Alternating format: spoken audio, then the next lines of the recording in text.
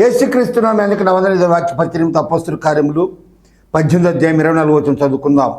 అలెగ్జాంద్రియ వాడైన అపోలో అను ఒక యూదుడు ఎఫెసుకు వచ్చెను. అతడు విద్వాంసుడును లేఖనముల యందు ప్రవీణుడై ఉండెను. దేవునికి స్తోత్రం. Hallelujah, hallelujah, hallelujah. Praise the lord.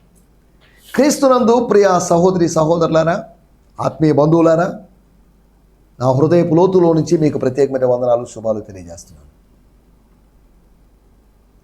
మీరు ఆరంభంలో ఎందుకు ఈ ప్రోగ్రాం మధ్యలో హల్లెలూయా హల్లెలూయా హల్లెలూయా అంటున్నారు అని ఒకరిద్దరు అడిగారు చాలా కాలం క్రితం. హల్లెలూయా అంటే తప్పేంటి? టీవీ ప్రోగ్రాం స్టార్టింగ్లో ఇలా చెప్పాలి, ముగింపులో ఇలా చెప్పాలి అనే రూల్స్ ఎఫెసీ పత్రికలోనో, కొలసీ పత్రికలోనో, ఫిలెమోను పత్రికలోనో, హెబ్రీ పత్రికలోనో లేవు. ఇవన్నీ బైబిల్లో లేవు. మన సౌలభ్యం కోసం మన స్టైల్లో, మన విధానంలో మనం చెప్పుకుంటున్నాం. అంతవరకే పలాందే చెప్పాలి, పలానంతే అని నియమ నిబంధనలు లేవు. This is not legalistic thing. మనం చేయి కార్యములన్నీ ప్రేమతో చేస్తున్నాం. ప్రభు ప్రేమను బట్టి, ప్రభువుని ప్రేమిస్తున్నాం కాబట్టి చేస్తున్నాం. అంతవరకే. దేవుని స్తోత్రం. హల్లెలూయా. మీరందరూ క్షేమంగా ఉన్నారని నేను భావిస్తున్నాను. మీరందరూ క్షేమంగా ఉండాలి. స్తోత్రం. మే నెలలో చివరి దినాల్లోకి వచ్చేసాం. 29వ తేదీ. ఇంకా 2 రోజుల తర్వాత మనం జూన్ నెలలో ప్రవేశిస్తాం. 6వ నెలలో ప్రవేశిస్తాం. 6వ నెల అంటే అది school season, school reopening season. 6వ నెల అంటే అది మాన్సూన్స్ సీజన్, ఋతుపవనాలు వచ్చేటువంటి సమయం. నైరుతి ఋతుపవనాలు కేరళను ముందుగా దర్శిస్తాయి. తర్వాత అక్కడి నుంచి మనకు వస్తాయి. కేరళలో వర్షం పడే కొంతకాలానికి, లేకపోతే కొంతకాలానికి కొన్ని రోజుల తర్వాత మనకు వర్షాలు పడతాయి, లేకపోతే అక్కడెక్కడ వర్షాలు పడతాయి. ఇవన్నీ మనకు తెలిసిన విషయాలే. కాబట్టి 6వ నెలలో మనం ప్రవేశించబోతున్నాం. ఈ 5 నెలలు దేవుడు మనల్ని కాపాడి మన అవసరాలని తీర్చాడు కదా. ఎంతో కృతజ్ఞతగా మనం జీవించాల్సిన అవసరం ఉంది. ఈ సమయంలో నిన్న మనం ఆలోచించిన విషయాలు, పౌలు గారి దర్శనం, the vision of Paul for his people, for the juice.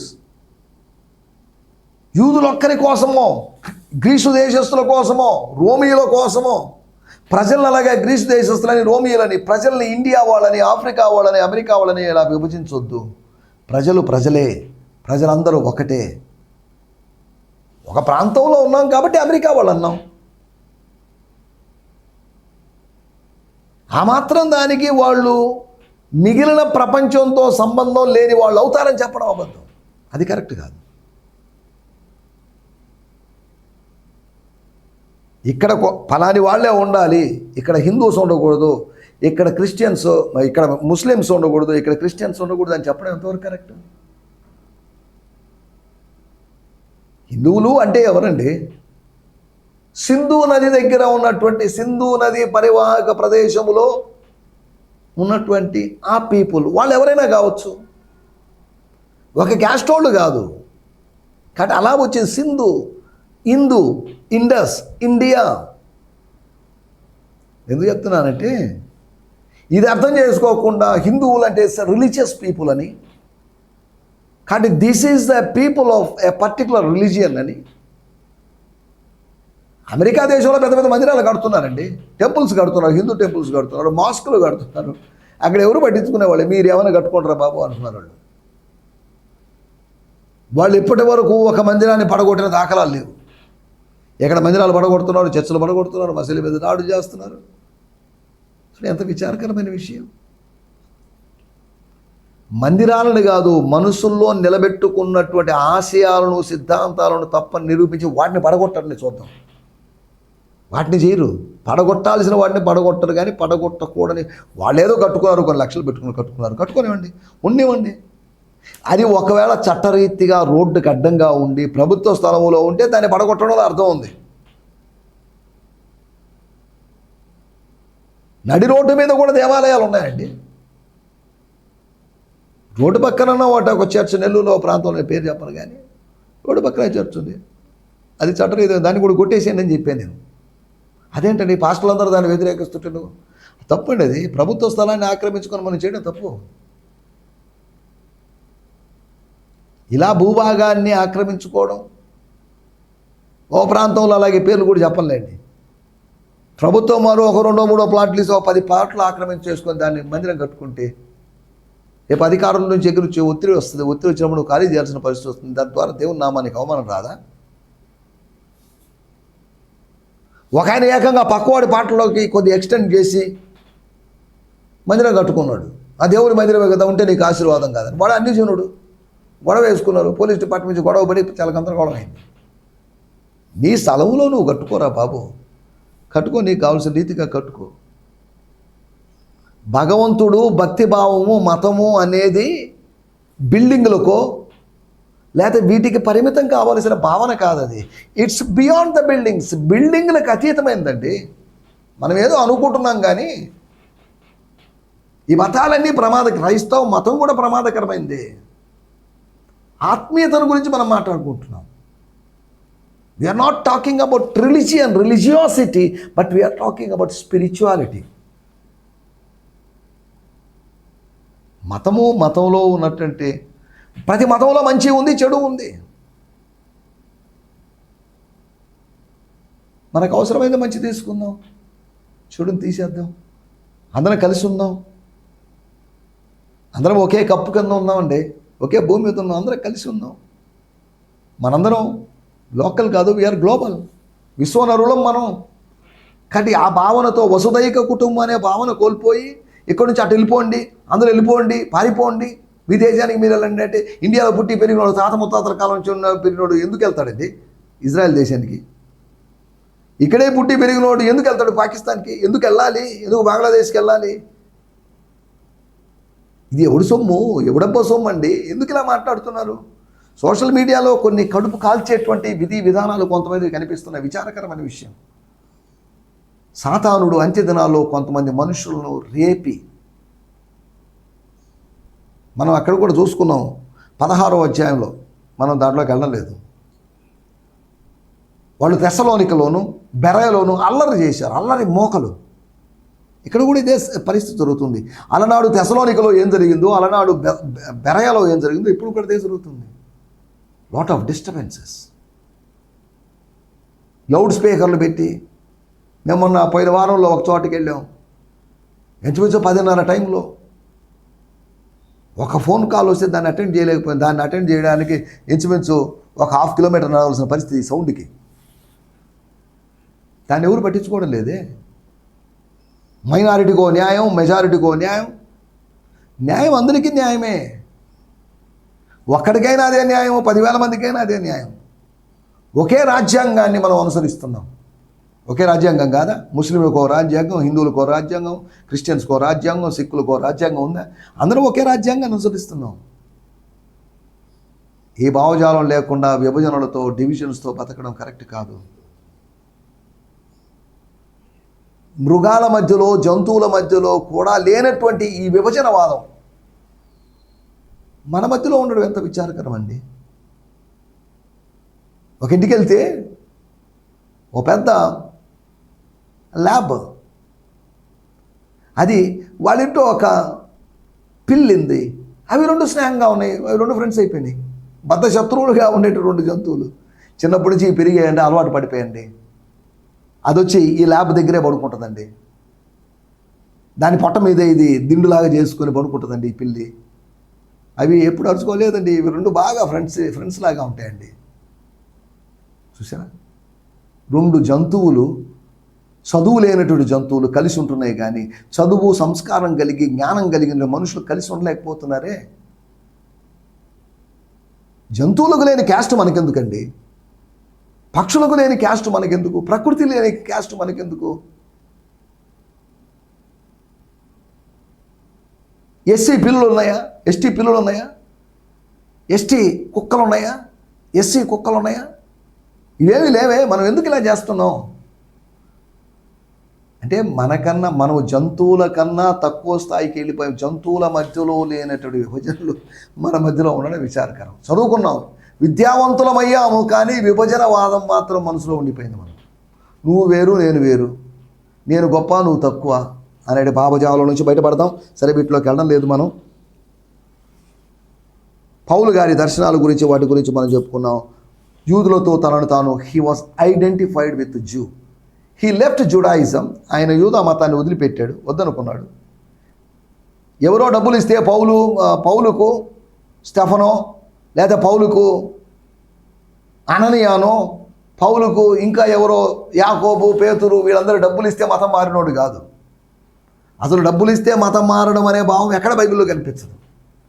డబ్బులు ఇచ్చి మతం మారుస్తున్నట్టు విధానం కూడా నాకు ఎక్కడ ఇంతవరకు నా 52 సంవత్సరాల వయసులో నాకు ఎక్కడ కనిపించలేదు. డబ్బులు ఇచ్చి హెల్ప్ చేస్తున్న వాళ్ళు ఉన్నారు, బట్టలు ఇచ్చి హెల్ప్ చేసేవాళ్ళు, భోజనం పెట్టి హెల్ప్ చేసేవాళ్ళు ఉన్నారు.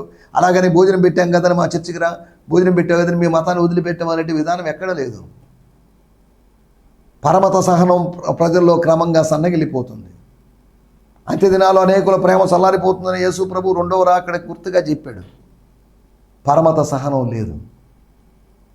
స్వమతములోనే ఆ ఉన్నటువంటి మరో తెగ పట్ల, అబ్బా వాడు వేరే గ్రూప్ అండి, వాడు క్యాథలిక్ అండి, మేము ప్రొటెస్టెంట్ అండి, వాడు పెంతుకోస్ట్ అండి, మేము బ్యాప్టిస్ట్ అండి. ఎక్కడున్నాయి ఐక్యత? ఎక్కడుంది? నీవు నేను ఏకమై ఉండలాగున నీ నామమందు విశ్వాసం ఉంచిన వారందరినీ, నీ వాక్యము ద్వారా విశ్వసించిన వారందరూ ఏకమై ఉండులాగున నేను ప్రార్థన చేస్తున్నాను అని యోహాను సువార్త 17వ అధ్యాయంలో యేసు ప్రభు అన్నాడు. యేసు ప్రభు యొక్క హృదయ వేదనది. He want all the people to be in harmony, యూనిటీగా ఉండాలనేది ఆయన యొక్క కోరిక. సరే, ఏదేమైనప్పటికీ యూదుల కొరకైనటువంటి ప్రార్థన, కొంతమంది యూదులను పోగొట్టుకోవాల్సిన పరిస్థితి వచ్చింది. కొంతమందిని పోగొట్టుకుంటే కొంతమందిని సంపాదించుకుంటాం, కొంతమందిని సంపాదించుకుంటున్నప్పుడు కొంతమందిని తెలియకుండా పోగొట్టుకుంటాం. స్తోత్రం. తర్వాత యూదులను పొందుకోవడం. He want to win the people, his own people. అన్ని జనులను గెలిచినవాడు, అన్ని జనులను సంపాదించుకున్నవాడు, అనగా రచ్చ గెలిచినవాడు. ఇంట గెలవలేకపోయాడేమో అని అంటారేమో, ఇంట కూడా గెలిచాడు. ఇంట ఓడిపోయిన సందర్భం ఉంది, రచ్చ కూడా ఓడిపోయిన సందర్భం ఉంది. ఇంట ఓడిపోయినాడు, రచ్చ మీద ఓడిపోయాడు, కానీ చివరికి అన్ని చోట్ల గెలిచిన వాడిగా మారాడు. మన జీవితంలో ఫెయిల్యూర్స్ నుంచి మనం ముందుకు సాగుతాం, సక్సెస్లోకి మనం ప్రవేశిస్తాం. దేవుని స్తోత్రం. హల్లెలూయా. వీటి గురించి నిన్న మనం మాట్లాడుకున్నాం. మనకు కూడా మన ప్రజల గురించి we should have a vision for our people. Martin Luther king junior గారికి తన ఆఫ్రికన్స్ గురించినటువంటి ఒక విషయం, ఐ హ్యావ్ ఎ డ్రీమ్ అని చెప్పుకుంటూ చెప్పాడు. స్పీచ్ ఇచ్చాడు, అది వేరే విషయం, దాంట్లోకి వెళ్ళడం లేదు. కాబట్టి let's have a vision for our people, for India, for Nellore, or for Andhra Pradesh, or for South India. అది ఏదైనా కానివ్వండి. సరే, దేవుని స్తోత్రం. ఈ సమయంలో మన సమయము 13 నిమిషాలు అయిపోయింది. ఇంకొక 13 నిమిషాలు మాత్రమే ఉంది కనుక, అంటే half of the time is over. ఇంకొక సగం టైం ఉంది కనుక మనం దేవుని వాక్యాన్ని ధ్యానించుకుందాం. మన ధ్యానం నిమిత్తమై అపోస్తుల కార్యములు 18వ అధ్యాయము 24వ వచనము.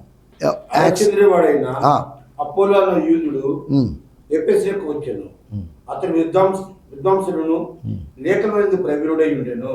దేవుని స్తోత్రం. హల్లెలూయా. అలెగ్జాంద్రుకు సంబంధించినట్టు అపోల్లో, కుప్రాకు సంబంధించినట్టు యోసేపు అన్నట్టుగా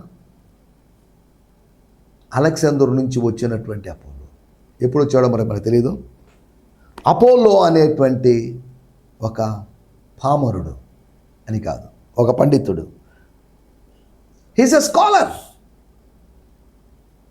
చదువుకున్నవాడు, డిగ్రీలు కలిగినవాడు, ఆ రోజుల్లోనే హయ్యర్ లెవెల్ కలిగినటువంటి వ్యక్తి.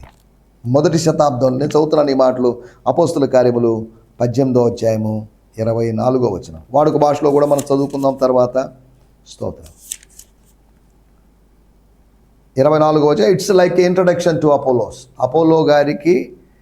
అపోలో గారిని ప్రస్తావన మొదటిసారిగా కనిపిస్తుంది. ఏ జూయిష్ మ్యాన్, ఒక యూదుడైన మనుషుడు, by the name of Apollos. అదేంటిది విచిత్రంగా ఉంది చూడండి. అపోలో అనేటువంటి ఒక యూదుడు. అపోలో అనేటువంటి పేరు యూదా పేరు కాదు, గ్రీకు పేరు. అదేంటిది? ఒక యూదునికి గ్రీకు పేరు ఎలా ఉండే అవకాశం ఉంటుంది? మనకు అక్కడక్కడ అపోలో హాస్పిటల్ అని ఉంది, అపోలో ఫార్మసీ అని ఉంది. అపోలో అంటే ఏంటి? అపోలో అంటే గ్రీకు ప్రజల యొక్క వైద్య దేవుడు, ద గాడ్ ఆఫ్ మెడిసిన్. అంటే యూదులు తమ ఆరోగ్యం కోసం ఈ దేవుణ్ణి ప్రార్థన చేస్తారు. వాళ్ళు ఒక్కో దాని కోసం ఒక్కొక్కరికి ప్రార్థన చేయడానికి వాళ్ళకి రకరకాల దేవుళ్ళు ఉన్నారు. వాళ్ళు కూడా ఇక్కడ ఆరోగ్య దేవుడు, ఆరోగ్య మాత అన్నట్టుగా. A Jewish man by the name of Apollos. బహుశా తిమోతి లాగా ఇతడు ఒక మిక్స్డ్ బ్రీడ్ మనిషి అయి ఉండొచ్చు. అతడు వచ్చింది అలెగ్జాంద్రియా వాడైన, హీస్ ఫ్రమ్ ఈజిప్ట్. బహుశా కేంక్రేయికి అటు వస్తుండొచ్చేమో అతను, ఎందుకంటే ఐసిస్ దేవాలయం అక్కడ ఉంది కాబట్టి బహుశా అక్కడికి వస్తున్నాడేమో, ఏమో మనకు తెలియదు.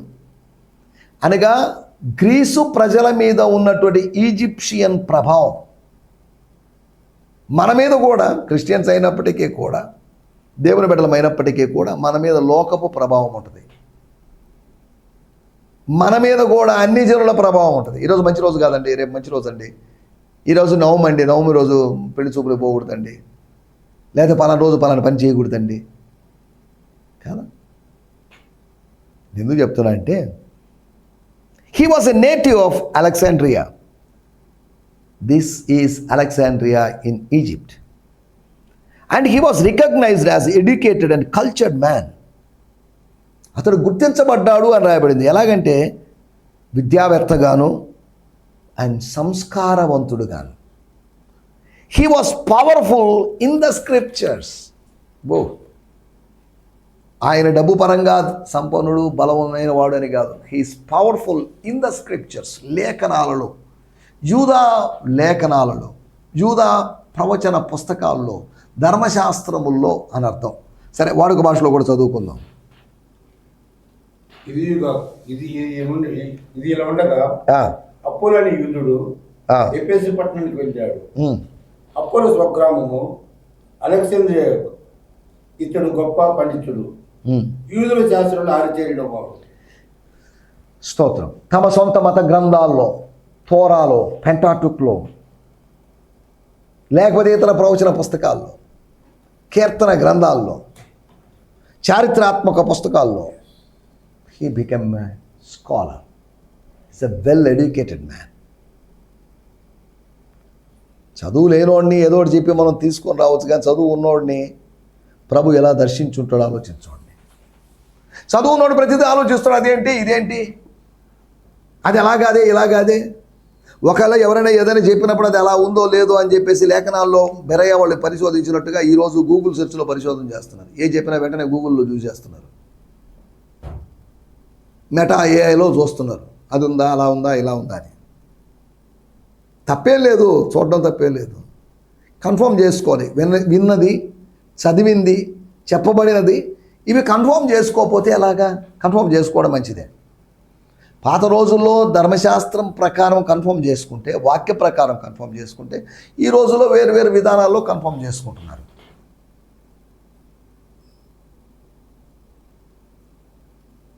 అలెగ్జాంద్రియా వాడైనటువంటి అపోలోస్ లేఖనాలు చదివి ఉన్నాడు, నేర్చుకున్నాడు. ఎవరో ఒకరి దగ్గర నేర్చుకున్నాడు, ఒక గురువు దగ్గర నేర్చుకుండొచ్చు, బోధించబడి ఉండొచ్చు, దాని వ్యాఖ్యానం తెలుసుకొని ఉండొచ్చు. అనగా హెబ్రీ భాష ఎరిగిన వాడై ఉండొచ్చు. హెబ్రీ భాష ఎరిగిన వాడు కాకుండా ఎలా ఉంటాడు? హెబ్రీ భాష, గ్రీకు భాష, కనీసం ఈ రెండు భాషలు ఖచ్చితంగా ఎరిగిన వ్యక్తి ఉండొచ్చు.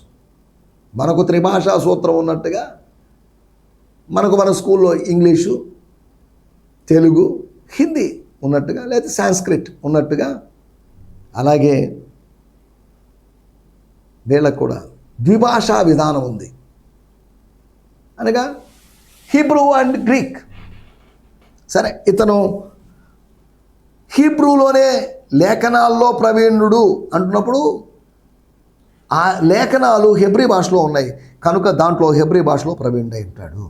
భాషలో ప్రవీణుడు కాకపోయినా వాటి మత సాహిత్యంలో ప్రవీణుడిగా ఉన్నాడు.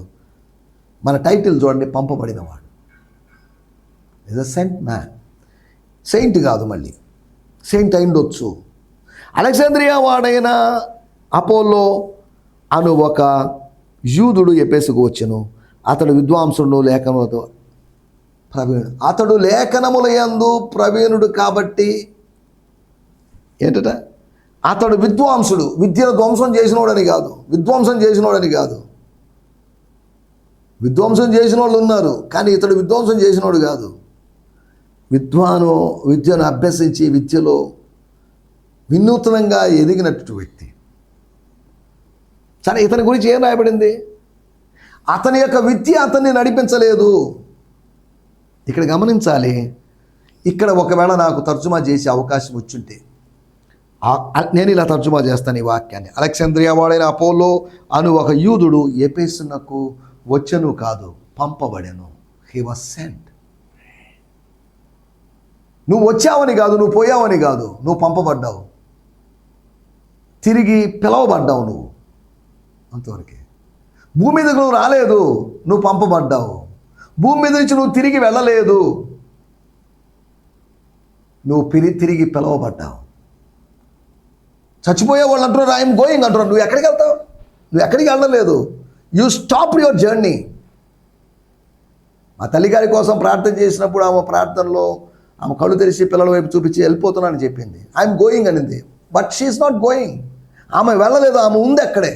నువ్వు నేను వెళ్తున్నాం కానీ వాళ్ళు చనిపోయిన వాళ్ళు, ఆగిపోయిన వాళ్ళు, వాళ్ళ ప్రయాణం ఆగింది. They are not going, they stopped their journey.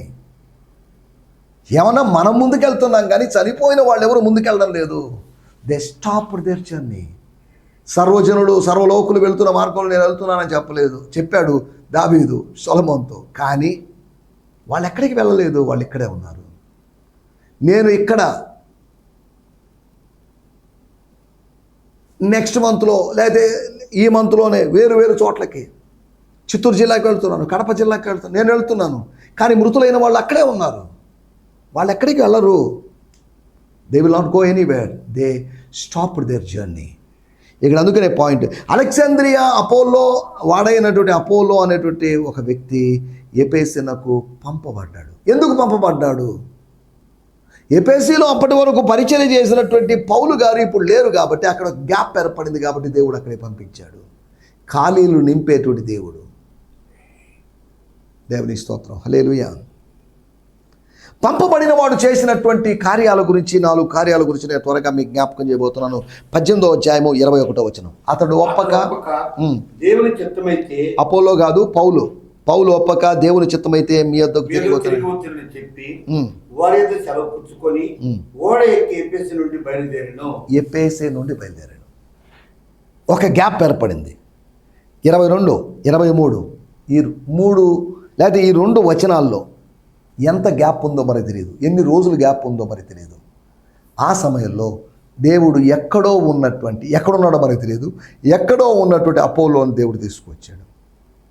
తన ప్రజల క్షేమార్థమై, తన ప్రజల వాక్యంలో స్థిరపరచబడడం కోసమై దేవుడు తన దాసుని పంపించాడు. He was sent. పంపబడిన వాడు ఒకటి ఖాళీలో నిలబడాలి. He should stand in the gap. ఖాళీలో నిలబడాలి, బద్దలైన బండ సందులో నిలబడాలి. యెహెజ్కేలు గ్రంథం 22:30 స్తోత్రం. పంపబడిన వాడు ఖాళీలు ఎక్కడున్నాయని వెతుక్కోవాలి. ఖాళీగా ఉన్న కుర్చీలో కూర్చోవాలని కాదు, ఖాళీగా ఖాళీగా ఉంటే బంతిలో వెళ్ళి కూర్చొని భోజనం చేయాలని కాదు. He should find a gap and stand there, standing in the gap. రెండవది అపోస్తల కార్యములు 18వ అధ్యాయం 27వ వచనం. తర్వాత ఎందుకు పోదలిచాడు అక్కయ్యకి? వాక్యమే మనకు సమాధానం చెప్తుంది, మన ఊహలో కూడా అవసరం లేదు. సరే, ఇక్కడ కూడా మనం ఆలోచించాల్సిన మాట. ఎందుకు? ఎక్కడో ఉన్నవాడు ఎఫెసుకి వచ్చాడు, ఎఫెసులో ఉన్నవాడు అక్కయ్యకు పోదలిచాడు. అక్కయ్య కంటే ఎక్కడికి వెళ్ళాడు? అక్కయ్య కంటే ఎక్కడికి వెళ్ళాడంటే 19వ అధ్యాయము 1వ వచనం. అపోలో అపోలో ఎక్కడున్నాడు ఇప్పుడు? కొరింథీలో ఉన్నాడు. కొరింథీ ఎక్కడుంది? అకాయలో ఉంది. అందుకని అతడు అకాయ పోదలిచినప్పుడు ఎందుకు కొరింథీకి వెళ్ళాడు?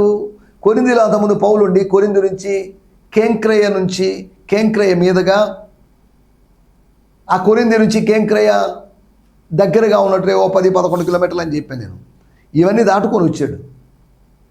స్తోత్రం. ఎందుకు చెప్తున్నా అంటే దేవుడు అవసరత ఎక్కడుందో అక్కడికి మనల్ని పంపిస్తాడు. అవసరమైన చోటికి, అనవసరమైన చోటికి పంపించడు.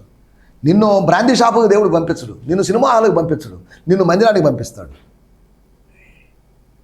మందిరానికి పంపిస్తే నీకు ఆత్మీయ క్షేమం ఉంటుంది. నువ్వు బ్రాందీ షాపుకి వెళ్ళావు, నువ్వు తాగి వచ్చి ఓనర్ తిట్టడమో కొట్టడమో గొడవ జరగడమో కాదా. మందిరానికి వచ్చావు, ప్రశాంతమైన అనుభవంలో నువ్వు ఉంటావు, సరే, మనం ఇక్కడ ఆలోచిస్తున్న విషయాలు, అతడు నీళ్లు పోసేటువంటి పరిచయలో ఉన్నాడు. He was watering ministry of Apollos.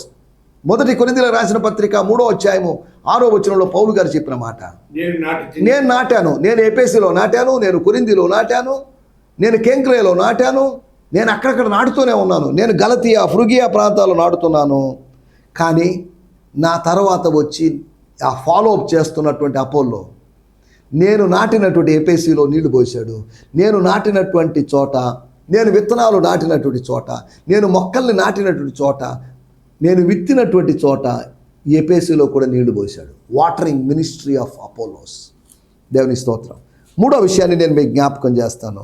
18వ అధ్యాయము 27వ వచనము చివరి భాగం, అక్కడ రాయబడింది, అక్కడి శిష్యులకు రాసిరి, అతడు అక్కడికి వచ్చి కృపచేత విశ్వసించిన వారికి చాలా సహాయము చేశాను. He was helping. He has come to help. సహాయం చేయడానికి వచ్చాడు కానీ సహాయం పొందడానికి రాలేదు. ఈ రోజుల్లో సేవకులు సహాయం పొందడానికి వెళ్తున్నారు, కానీ అపోలో సహాయం చేయడానికి వెళ్ళాడు. యేసు ప్రభు పరిచారము చేయించుకోవడానికి లోకానికి రాలేదు, చేయడానికి వచ్చాడు. ఈ రోజులో అందరూ పరిచర్య చేయించుకుంటున్నారు కానీ చేయడం లేదు. యేసు ప్రభు ఈ లోకానికి వచ్చిన అంటే నరావతారిగా ఈ లోకానికి రావడంలో మెయిన్ ఉద్దేశం పరిచర్య చేయడానికి. తర్వాత చివరిగా మనం ఒక మాట మీకు జ్ఞాపకం చేస్తాను. తీతుకు రాసిన పత్రిక 3వ అధ్యాయము 13వ వచనం, ధర్మశాస్త్రవేదైనను అపోలోను శీఘ్రముగా సాగనంపు. అపోలోను శీఘ్రముగా సాగనంపు. అపోలో నీ దగ్గర ఉన్నాడు. తీతు ఎక్కడున్నాడు? 1వ అధ్యాయము 5వ వచనంలో రాయబడింది, అతడు క్రేతులో ఉన్నాడు, క్రేతు ద్వీపంలో ఉన్నాడు. అపోలో అక్కడికి వెళ్ళాడు, అతన్ని స్థిరపరచడానికి బలపరచడానికి వెళ్ళాడు. అతడు బలపరుస్తూ ఉన్నాడు. He was strengthening, he was establishing brother, he was establishing his junior. పౌలు యొక్క ఆత్మీయ కుమారుడే, పౌలు యొక్క ఆత్మీయ కుమారుడు. నాకేం పనండి, ఇంచుమించు నేను కూడా పౌలు యొక్క ఆత్మీయ కుమారుడు అంటూనే కాబట్టి అతడు నా సోదరుడే కాబట్టి ఐ విల్ గో అండ్ క్రేతు ద్వీపానికి వెళ్ళి ఎంజాయ్ చేయడానికి, సైట్ సీయింగ్ కోసం కాదు వెళ్ళింది, సహోదరుణ్ణి స్థిరపరచడానికి వెళ్ళాడు. కాబట్టి పంపబడిన వాడు ఖాళీ నింపాడు, నీళ్లు పోసాడు, అంతేకాకుండా సహాయం చేశాడు, అంతేకాకుండా స్థిరపరిచాడు. మనం కూడా పంపబడిన వాళ్ళుగా ఉండి ఇటు పనులు చేయడానికి ప్రభు కృపను అనుగ్రహించును గాక. ఆమేన్. హల్లెలూయా. ఈ సందేశము మీకు ఆశీర్వాదకరంగా ఉందని నమ్ముచున్నాము. ప్రార్థన అవసరతల కొరకు మమ్మల్ని సంప్రదించవలసిన మా చిరునామా గిద్యోన్ మిషన్ చర్చ్, 6వ వీధి, శాంతినగర్, నెల్లూరు 4, ఆంధ్రప్రదేశ్. పిన్ 524004. మా ఫోన్ నంబర్లు 7036443613 మరి ఒక నంబర్ 9392293010. మా ఈమెయిల్ ఐడి gfihmi2015@gmail.com. దేవుడు మిమ్మును ఆశీర్వదించునుగాక. ఆమేన్.